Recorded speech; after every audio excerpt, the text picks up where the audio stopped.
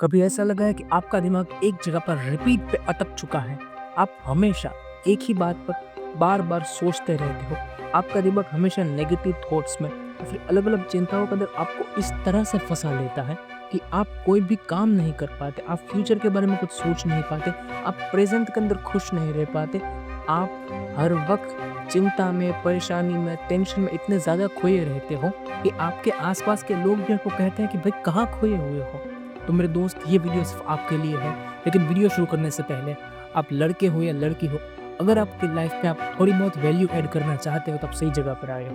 मैं ये क्लेम तो नहीं करता कि मैं सबसे बेहतरीन हूँ, लेकिन इस चैनल पे मैं ये कोशिश ज़रूर करता हूँ कि मैं आपकी लाइफ में थोड़ी बहुत वैल्यू ऐड करने लायक कंटेंट बनाऊँ, जो देख के आप कुछ सीख पाएँ या फिर आप कुछ नई चीज़ के बारे में जान पाएँ।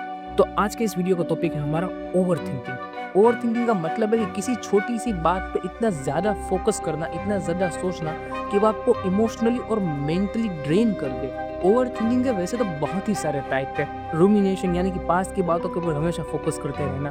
वरिंग जहाँ पर हम सिर्फ फ्यूचर के बारे में चिंता करते हैं कि फ्यूचर में किस तरह की चीज़ें होगी। पैरालिसिस बाय एनालिसिस यानी कि डिसीजन ओवरथिंकिंग, यहाँ पर हम कोई भी डिसीजन लेने में ही ट्रबल करते पे हर एक चीज़ को ओवर एनालाइज़ करके उसके हर एक पॉसिबल आउटकम के बारे में इतना ज़्यादा सोचते हैं कि हम कोई डिसीजन ढंग से ले ही नहीं पाते। सेल्फ डाउट जैसा नाम है वैसा काम है। ओवरथिंकिंग के तो बहुत सारे टाइप है और ये ओवरथिंकिंग जो है कुछ लोगों को शायद कूल भी लगता है कि हम फ्यूचर के बारे में सोच के फ्यूचर की हर पॉसिबिलिटी को देख लेते हैं। लेकिन मेरे दोस्त, आप अपने प्रेजेंट को बिगाड़ रहे हो और अगर आपको फ्यूचर ही देखना है तो अपना प्रेजेंट सुधार लो, फ्यूचर अपने आप सुधर जाएगा।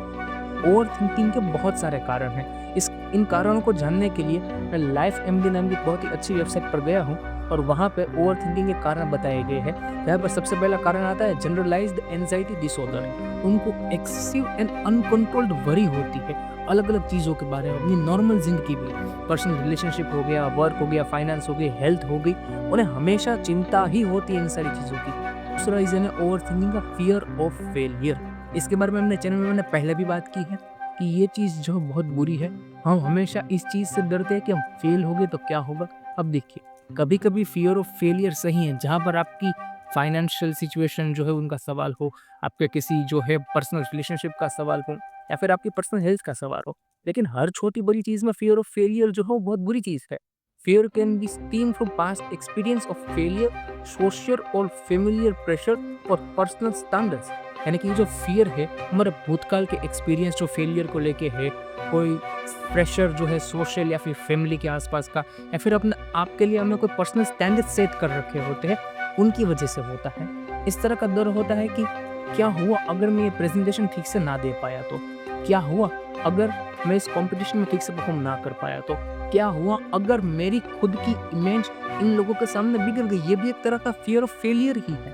तो आपको ये चीज़ समझनी होगी कि देखिए, आप जब किसी चीज़ को ट्राई करेंगे तब आप फेल होगे और आप फेल होगे तब उसे सीखेंगे। बिना फेल हुए सीखा नहीं जा सकता और जो इंसान कभी फेल नहीं होता वो अहंकार में अंधा हो जाता है। आगे बात करते तो परफेक्शनिज्म यानी कि परफेक्ट होना। देखिए, मुझे माफ़ कीजिएगा, मैं जानता हूँ मेरा प्रोनाउंसिएशन उतना अच्छा नहीं है, लेकिन परफेक्ट होने की पूरी कोशिश करना। इसके अंदर हम अपने लिए एक इम्पॉसिबल हाई स्टैंडर्ड रख देते हैं और जब उनको पूरा नहीं कर पाते तो आपको बुरा लगता है। देखिए, अपने आप से बेटर की उम्मीद करना गलत नहीं है। फॉर एग्जाम्पल, एक सिंपल सा एग्जाम्पल दे दूँ तो एक ट्रैक रेसर है, उनका यह मानना है कि वो 100 मीटर का जो ट्रैक है वो 10 सेकंड में कंप्लीट कर देंगे, लेकिन करंटली उनको ये 100 मीटर कवर करने के लिए 25 सेकंड लगे। इस चीज़ की वजह से दुखी रहते हैं कि मैं इसे क्यों नहीं कर पाता। उससे अच्छा उन्हें ये देखना चाहिए कि वो इस वक्त 25 सेकंड में कर पाते थे, पहले उन्हें 28 सेकंड लगते थे।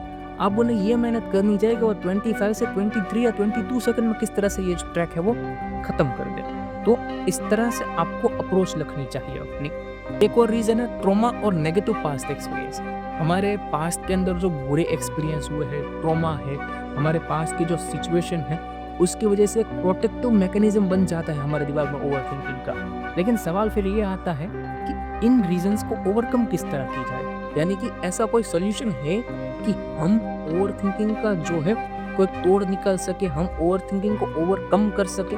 तो जी हाँ, ऐसे वैसे तो बहुत सारे सोल्यूशन हैं। यहाँ पर मैं 3 ऐसे सोल्यूशन बताऊंगा जो मुझे लगता है बहुत कारगर है। उनमें से 2 तो लाइफ एमडी की वेबसाइट पर ही है, जिसमें से पहला है प्रैक्टिकल माइंडफुलनेस एंड मेडिटेशन। देखिए, mindfulness involve remaining in present moment and observing your thoughts without judgment. अपने थॉट्स को एक थर्ड पर्सन के व्यू से देखिए। इस वक्त ये इंसान जो सोच रहा है, क्या वो उसके फायदे के लिए है? क्या वो उसकी लाइफ में कोई इम्पैक्ट करेगा? क्या वो उसकी लाइफ को अच्छा या बुरा बनाएगा? या फिर इस वक्त ये इंसान जो सोच रहा है वो इसके कोई काम का नहीं है? ये चीज़ आपको थर्ड पर्सन के पॉइंट ऑफ व्यू से सोचनी होगी। अपने वास्तविकता में रहिए, करंट मोमेंट में रहिए कि इस वक्त आप क्या काम कर रहे हैं। इस वक्त अगर आप ये वीडियो देख रहे हैं तो क्या आपने चैनल को सब्सक्राइब किया या नहीं, वीडियो को लाइक किया या नहीं। करंट मोमेंट में रहिए, प्रेजेंट में रहिए, अपने माइंड को ट्रेन कीजिए और अपने माइंड को ऑब्जर्व कीजिए कि आप किस वक्त इन ट्रिगर्स की वजह से इस तरह की परिस्थितियों में ओवर थिंक करते हैं, बहुत ज़्यादा सोचते हैं।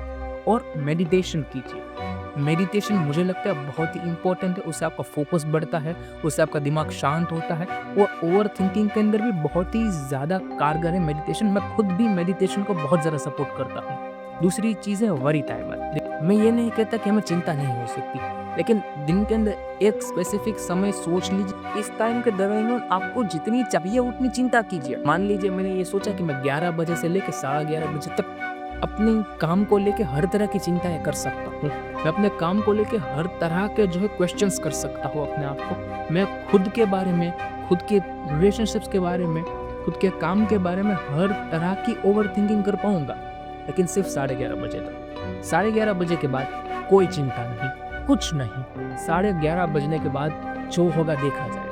तब तक चिंता कर ली, तब तक हर एक चीज़ सोच ली, उसके बाद काम, उसके बाद प्रोडक्टिविटी, उसके बाद अपनी नॉर्मल लाइफ को एंजॉय करना है, उसके बाद ओवर थिंकिंग नहीं करनी है। सुन के ये कॉन्सेप्ट जो है वो थोड़ा सा वियर्ड लग सकता है, लेकिन ट्राई कीजिएगा वरी टाइमर सेट करने का। और तीसरा और मेरा पर्सनल रास्ता ओवर थिंकिंग से डील करने का जो है एक हायर पावर पर यकीन करना। आप उन्हें गॉड कहिए, यूनिवर्स कीजिए, एक हायर फोर्स ऑफ लाइफ कहिए, उन पर यकीन करना।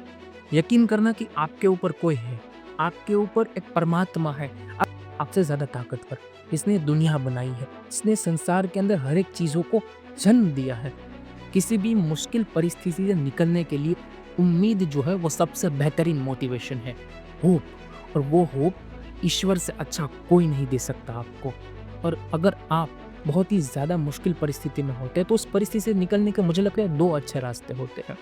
एक कि आप उस परिस्थिति के एक अलग एंगल से देखो। देखिए, मान लीजिए आप कोई पजल सोल्व कर रहे हो, आप कोई मिस्ट्री सोल्व कर रहे हो और आपको करंटली उस पूरे मिस्ट्री सीन में कोई क्लू नहीं मिल रहा, लेकिन अगर आप उस सीन को देखने का, उस पूरे मिस्ट्री पजल को देखने का अपना एंगल थोड़ा सा बदल लो, तो आपको शायद कोई क्लू मिल जाए जिससे वो प्रॉब्लम सोल्व हो सकती। आपका एंगल बदलने से प्रॉब्लम सोल्व होने का क्लू आपको शायद मिल सकता है। तो एंगल बदलने के लिए आपका माइंड जो है वो शांत चाहिए, और माइंड शांत करने के लिए, माइंड को जो है काबू में रखने के लिए, अपने आप को यकीन दिलाने के लिए सब चीज़ें ठीक हो जाएगी। हायर पावर पे यकीन करना, गॉड पे यकीन करना बेस्ट है। और चमत्कार इसी तरह से होते हैं कि आपको एक अलग एंगल मिल जाए चीज़ों को देखने का। और दूसरी चीज़ जो है वो है पेशेंस। कुछ प्रॉब्लम्स ऐसी होती है जिनका सोल्यूशन सिर्फ पेशेंस होता है, जिनका सोल्यूशन जो है धीरज और इंतज़ार से ही होता है। अभी उसका कोई सोल्यूशन नहीं होता, 2 महीने, 3 महीने, 6 महीने बाद ही उसका सोल्यूशन आएगा। तो ये धीरज आपको ईश्वर में यकीन देगा। और जब आप इन सारी तकलीफ़ों को पार कर जाएंगे, जब आप इन सारी तकलीफ़ों के आगे बढ़ जाएंगे, तब आप में अहंकार नहीं आएगा, क्योंकि आप यकीन करते हैं आपसे ऊपर कोई है। मेरे हिसाब से ये सबसे बेहतरीन तरीका है किसी भी तरह की ओवर थिंकिंग से डील करने का। इसके अलावा मेरे दोस्तों, ज़िंदगी के अंदर अनसर्टेनिटी जो है वो हमेशा होगी, उन्हें एक्सेप्ट कीजिए। हर एक डिसीजन परफेक्ट नहीं हो सकता, लेकिन फेलियर ही ग्रोथ का रास्ता है। अपनी गलतियों से सीखिए और आगे बढ़िए। अगर आपको ये वीडियो अच्छा लगा हो तो वीडियो को लाइक कीजिएगा। मैं मिलता हूँ आपसे अगली वीडियो में।